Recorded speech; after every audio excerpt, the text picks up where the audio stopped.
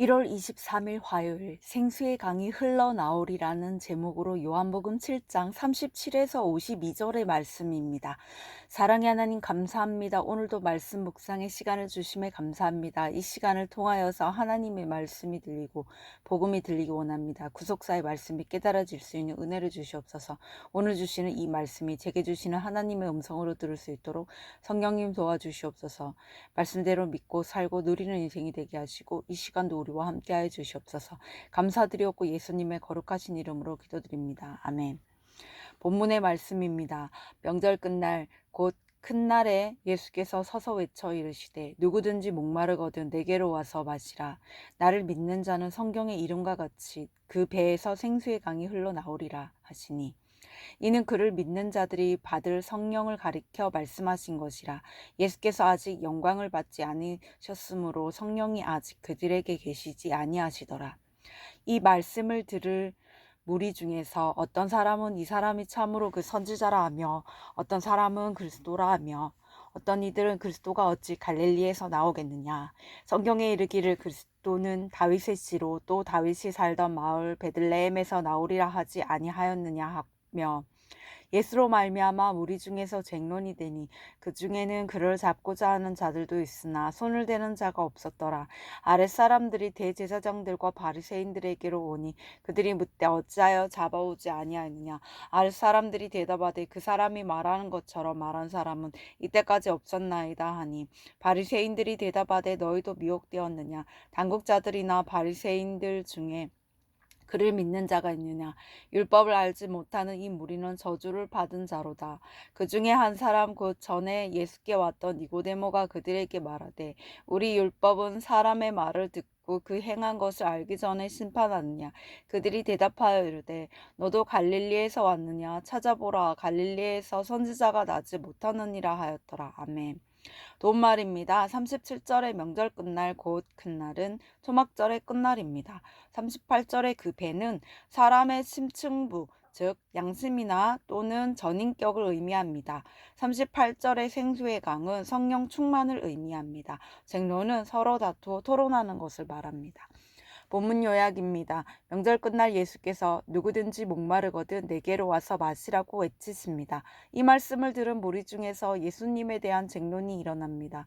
대제사장들과 바리새인들은 계속해서 예수님을 잡으려고 하는데 그 중에 한 사람 니고데모가 그들에게 예수님을 변호합니다.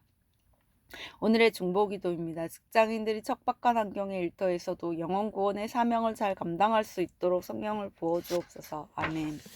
본문의 해설입니다. 첫 번째, 내게로 와서 마시라. 37에서 39절의 내용입니다. 초막절 마지막 날 예수께서 누구든지 목마르거든 내게로 와서 마시라고 외치십니다. 이것은 이전에 사마리아 여자에게 전하셨던 메시지를 반복하시며 예수님 자신이 영원한 생수의 제공자임을 말씀하시는 것입니다. 예수께로 가서 마신다는 것은 그분이 하나님의 아들이심을 믿는 것입니다. 죄인인 자신의 비참함을 깨닫고 믿음으로 예수께 나아가는 자는 그 속에서 생수의 강인 성령이 흘러나올 것입니다. 또한 그에게는 세상이 줄 수 없는 평화가 임할 것입니다. 적용 질문입니다. 예수님만이 나의 목마름을 채워주시는 분임을 믿습니까? 그 믿음으로 성령을 받아 참 평안을 누리고 있습니까? 두 번째, 무리의 쟁론 40에서 44절의 내용입니다. 생수의 근원이라는 예수님의 말씀을 듣고 무리의 의견이 나뉩니다. 어떤 사람은 예수님을 그저 선지자라 믿고 어떤 사람은 그리스도로 믿습니다. 그러나 어떤 이들은 성경을 근거로 들면서 예수님이 베들레헴이 아닌 나사렛 사람으로 불린다는 이유로 주님을 메시아로 인정하지 않습니다. 예수님이 베들레헴에서 태어나신 사실을 모른 채 자기 생각대로 섣불리 판단한 것입니다. 이처럼 내 생각으로 단정하지 않고 말씀을 믿는 것이 지혜입니다. 적용 질문입니다. 나그는 무리의 반응 중 어느 편에 속해 있습니까? 내가 오해하고 있는 성경 말씀은 무엇입니까? 세 번째, 너희도 미혹되었느냐. 45에서 52절의 내용입니다. 예수님의 말씀에 압도된 아랫사람들이 주님을 잡아오지 못하자 대제사장들과 바리새인들은 너희도 미혹되었느냐며 그들을 다그칩니다.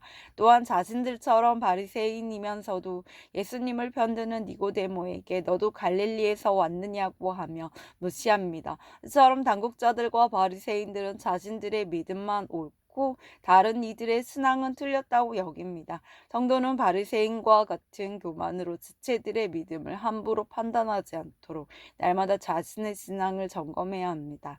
적용 질문입니다. 나는 지체들의 의견을 무시하고 그들의 신앙을 함부로 판단하지는 않습니까? 날마다 나의 신앙을 점검합니까? 오늘 기도하기는 나 자신을 내 삶의 주인으로 섬기며 나 자신을 내 삶의 주인으로 여기며 살아온 것을 용서해 주옵소서. 평안이 없는 삶에서 돌이켜 생수의 근원이신 예수께 나아갈 수 있게 도와주옵소서. 여러 논쟁 가운데서도 믿음을 따르는 무리에 속하게 하시고 지체들의 의견과 신앙을 무시하지 않고 나 자신만 옳다는 신앙을 돌아보게 하옵소서. 아멘. 묵상 간증입니다. 인정에 목마른 삶이란 제목으로 이재균님의 말씀 적용글입니다. 저는 부모님이 모두 재혼이신 가정에서 태어났습니다. 아버지는 성격장애가 있고 혈기가 많으셔서 가족을 늘 불안하게 하셨습니다. 또한 어머니는 그런 아버지의 말꼬리를 잡으며 아버지의 심기를 건드리곤 하셨습니다. 그러다 보니 저희 가정은 바람잘 날이 없었습니다. 이런 환경에서 자란 저는 늘 불안감을 느꼈는데 특히 장남으로서 아버지께 인정을 받지 못한다고 생각되면 더욱 그러했습니다. 그래서 저는 결혼한 뒤에도 아버지가 시키시는 대로 행동하고 아내에게도 그렇게 하기를 강요했습니다. 이런 시간이 계속되면서 아내가 저 때문에 힘들어하다가 결국 이혼 위기가 찾아왔습니다. 그런데 때마침 아내 친구의 소개로 저희 부부는 교회 공동체에 속해 구속사의 말씀을 듣게 되었습니다. 이후 매주 부부 소그림 모임에도 참석하여 각자의 고난을 나누었습니다. 그러면서 제 안에 아버지께 인정받고 싶어하는 인정 중독이 있음을 깨닫고 아내에게 과거 혈기 부린 일들을 사과했습니다. 이처럼 제가 성령의 힘으로 변화되니 가정도 점차 회복되었습니다.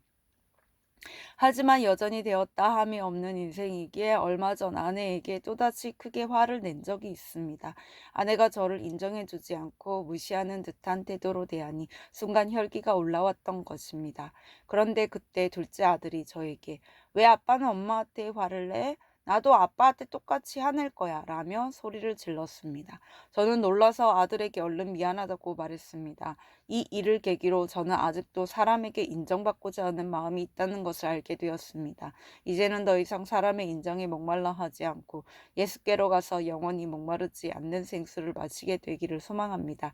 그래서 저와 가족뿐만 아니라 다른 사람을 살리는 구원의 사명을 감당할 수 있기를 기도합니다. 이분에 적용하기는 아내가 저를 무시한다는 생각이 들 때 아내에게 화내지 않고 제 의견을 이야기하겠습니다. 아들 앞에서 아내를 비난하고 싶을 때 입을 다물고 속으로 기도하겠습니다. 입니다.